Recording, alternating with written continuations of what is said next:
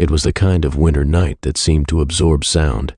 The thick blanket of snow muffled everything, leaving the world eerily silent. It was 2 a.m., and the only source of light was the faint glow of the moon filtering through the dense clouds. I was sitting on the couch, wrapped in a fleece blanket, nursing a mug of lukewarm tea. The storm outside had been relentless all evening, and the wind had started to rattle the windows. I wasn't expecting anyone. My house, perched at the edge of a rural town, was the last in a line of properties before the forest took over. Winters here were brutal, but I'd grown used to the isolation. It was supposed to be a peaceful night. That peace shattered when I heard the faintest knock on the front door. At first, I thought it was the wind. I waited, holding my breath, straining my ears to listen for another sound. The knock came again, firmer this time. It sent a chill down my spine. Who could possibly be out in a storm like this? My closest neighbor was a mile away, and there hadn't been any cars on the road when I last checked. Reluctantly, I stood and made my way to the door. As I approached, I hesitated. I'd read enough stories about people opening their doors to strangers in the dead of night, and it never ended well. "Who is it?" I called out, my voice steady despite the unease crawling through me. No answer, just the wind howling. I reached for the peephole, but before I could look, I heard it, a faint, muffled sound. It wasn't the wind this time. It was crying. A child's crying. Against my better judgment, I unlocked the door and cracked it open just enough to peek outside. There, standing in the snow, was a boy. He couldn't have been older than 8, dressed in a threadbare coat, with no gloves or hat. His cheeks were red from the cold, and tears streaked his face. Beside him stood a large dog, its coat thick and matted with snow. Behind them, a figure loomed in the shadows, an older man with a long graying beard, wearing a heavy parka. His face was obscured by the hood. "Please," the boy whimpered. "We need help." I glanced at the man. He didn't speak or move, just stood there, watching. Something about him felt off, but the boy's shivering and tear-streaked face overrode my instincts. "Come inside," I said, stepping aside to let them in. The boy hesitated, looking back at the man, who gave a small nod. They both stepped inside, the dog following closely. The man didn't make eye contact as he crossed the threshold. I closed the door quickly, locking it behind them. The boy stood near the heater, holding his hands out to warm them. The dog shook off the snow, sending a spray of icy droplets across the floor. The man stayed near the door, his presence unnerving. "What are you doing out in a storm like this?" I asked, directing the question to the boy. "We got lost," he said, his voice trembling. "We were driving and the car broke down. Grandpa said we needed to find a house." I looked at the man, who finally lowered his hood. His face was weathered, his eyes sharp and cold. "Thank you for letting us in," he said, his voice gravelly. "We didn't think anyone would be awake. Do you need to use the phone?" I offered. The man shook his head. "No, just a place to warm up for a bit." Something about his tone made me uneasy, but I didn't want to seem rude. I nodded and motioned for them to sit. The boy sat on the couch, his dog curling up at his feet. The man remained standing, his eyes darting around the room. "Can I get you something? Tea? Hot chocolate?" I asked, hoping to break the tension. The boy nodded eagerly. "Hot chocolate, please." I walked to the kitchen, keeping one ear tuned to the living room. As I prepared the drinks, I couldn't shake the feeling that something was wrong. The man hadn't said much, but his presence was unsettling. I decided to call the police once they left, just to be safe. When I returned with the hot chocolate, the boy smiled, his small hands clutching the mug. The man declined the drink, his piercing gaze fixed on me. "Where exactly did your car break down?" I asked, sitting across from them. "A few miles back," the man replied. "We tried to walk for help, but the storm got worse." I nodded, though his answer felt rehearsed. The boy sipped his drink quietly, his eyes darting to the dog, then to the man. The dog's ears perked up suddenly, and it let out a low growl. "Is he okay?" I asked, gesturing to the dog. "He's fine," the man said quickly. Too quickly. The growling grew louder, the dog's hackles raised, and its eyes locked on the man. The boy's grip on his mug tightened, and his lips quivered. "He doesn't like the cold," the man added, trying to sound casual. The dog lunged. It happened so fast that I barely had time to react. The animal's teeth sank into the man's arm, and he let out a guttural scream. The boy dropped his mug, spilling hot chocolate everywhere. "Stop!" the boy cried, tears streaming down his face. I grabbed a broom and tried to separate them, my heart racing. The man shoved the dog away with a force that sent it skidding across the floor. He turned to me, his eyes wild. "You need to control your animal," he growled. "It's not my dog," I shot back, my voice trembling. The dog's growling subsided, and it retreated to the boy's side, whimpering. The boy hugged it tightly, burying his face in its fur. The man stood, his arm bleeding through his coat. "We've overstayed our welcome. We'll leave now." "You can't go back out there," I said, blocking the door. "It's too dangerous. Move," he demanded, his tone menacing. "No. Not until you tell me what's really going on." The boy's sobs grew louder. "Don't make him angry," he whispered, clutching the dog. I looked at the man, my fear mounting. "Who are you?" He didn't answer. Instead, he reached into his coat. Before I could react, the dog leapt at him again, knocking him to the ground. Something metallic clattered onto the floor, a knife. My blood ran cold. The boy screamed, and I grabbed the knife, holding it out in front of me. "Stay back!" The man glared at me, his eyes filled with rage. He pushed the dog off and stood, his hands raised. "Don't understand. He's not what he seems." "What are you talking about?" I demanded. "The boy," he said, his voice trembling. "He's not my grandson. He's not even human." I stared at him, disbelief washing over me. "What?" The boy's crying stopped abruptly. Slowly he turned to face me. His eyes were no longer filled with fear, but with something else entirely, something ancient and malevolent. "You shouldn't have let us in," he said, his voice no longer that of a child. It was deeper, colder. The room seemed to darken, the shadows stretching and twisting. The dog whimpered and backed away, its tail between its legs. The man lunged for the knife, but I held it out, keeping him at bay. "What is he?" I asked, my voice barely above a whisper. "A monster," the man said. "He's been following me for years, wearing different faces. I thought I'd lost him this time, but he found me." The boy's face twisted into a grotesque smile. "You're too late. He let me in, and now I'm staying." The man charged at the boy, but he moved impossibly fast, dodging him with ease. The shadows seemed to come alive, wrapping around the man and pulling him to the ground. He screamed, his voice muffled as the darkness consumed him. I stood frozen, the knife trembling in my hand. The boy turned to me, his eyes glowing faintly. "Thank you for your hospitality," he said, his voice dripping with mockery. Before I could react, the dog lunged at him one last time, its teeth sinking into his neck. The boy let out an unearthly shriek as both he and the dog were swallowed by the shadows, leaving nothing behind but silence. I stood there, the knife still in my hand, staring at the empty space where they'd been. The storm outside raged on, but inside everything was still, too still. I never saw the man, the boy, or the dog again. The night was quiet except for the howl of the wind, sweeping down our frost-covered street like a ghost. It was 4 a.m., and the storm had picked up again, making the sub-zero temperature even more unbearable. Nobody in their right mind would be outside in this weather. Yet when I glanced out my window, there he was, my neighbor, Mr. Langley. He stood in the middle of his front yard, bundled in a thick parka, playing in the snow as if it were a bright sunny afternoon. Mr. Langley's actions weren't just odd, they were eerie. He was an older man, maybe in his late 50s, and usually kept to himself. I'd never seen him act like this before. He was building a snowman, but the way he worked on it was unsettling. His movements were jerky, his head tilted as if he were talking to the snowman. The dim glow of his porch light illuminated his face, revealing a wide, unnatural grin.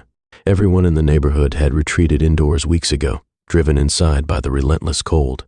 Fireplaces roared, and families stayed warm under blankets, sipping cocoa.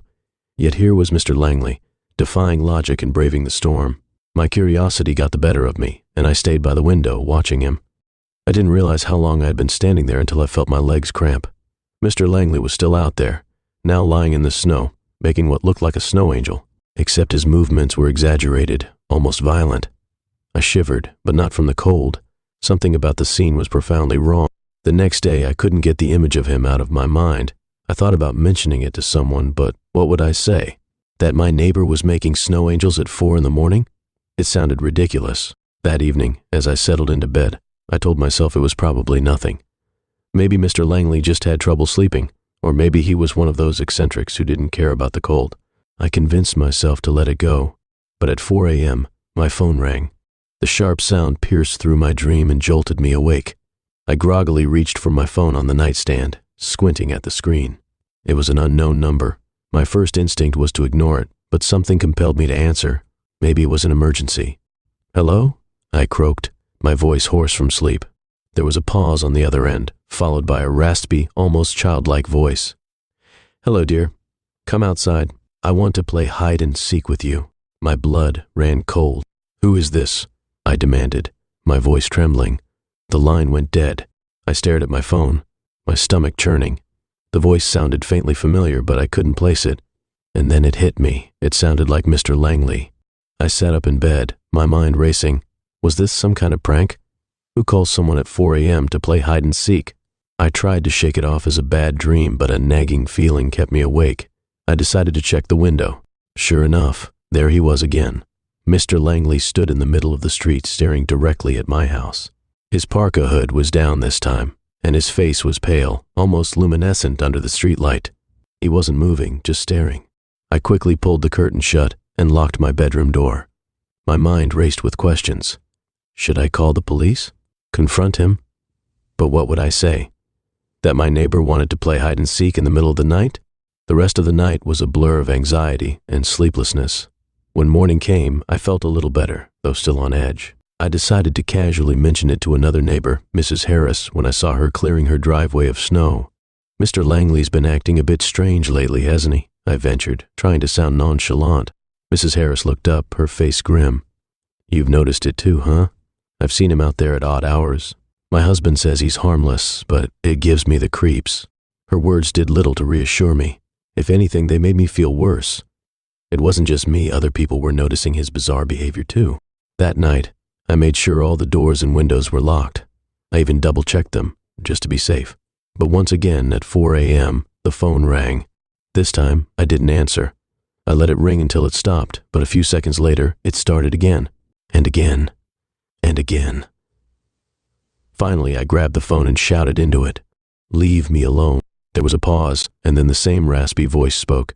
"I'm outside. Come play with me." My stomach dropped. I slowly turned to look at the window, and there he was.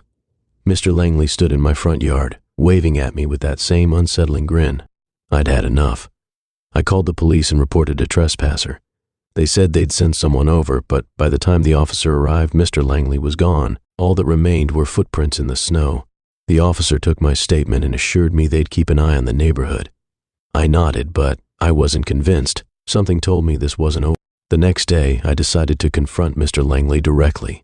I walked over to his house, my heart racing with every step. I knocked on the door, and after a long pause, he opened it. He looked different in the daylight, tired, almost frail. "Can I help you?" he asked, his voice devoid of the cheerfulness it had the night before. I hesitated. I just wanted to make sure everything's okay. I've noticed you've been outside a lot at night. Is everything all right?" His expression darkened. "I don't know what you're talking about," he said curtly, before shutting the door in my face. I walked back to my house, more confused than ever. Was he playing dumb, or did he genuinely not remember? Either way, it didn't explain the phone calls. That night, I prepared for the worst. I kept my phone close and a heavy flashlight even closer. When the phone rang at 4 a.m., I answered it, determined to confront him. "Mr. Langley, this has to stop." "It's not Mr. Langley," the voice interrupted. "Come outside, let's play." I froze. If it wasn't him, then who was it? I peeked out the window, and to my horror, Mr. Langley wasn't alone this time. There were 3 figures standing in the snow, all of them waving at me. I slammed the curtain shut and called the police again. When they arrived, the figures were gone, but the officer found something chilling. A series of snow angels covering my front yard, as if a dozen people had been lying there. The next morning, I heard the news. Mr. Langley had been taken into custody after causing a disturbance at the grocery store. Apparently, he'd been yelling about needing to find more players for his game. The police said he'd been struggling with untreated mental illness for years, but it had recently taken a turn for the worse. I wish I could say that was the end of it, but I still get calls at 4 a.m. Sometimes, when I look out the window, I think I see figures in the snow waving at me, but I don't look for long. I don't want to know if they're real.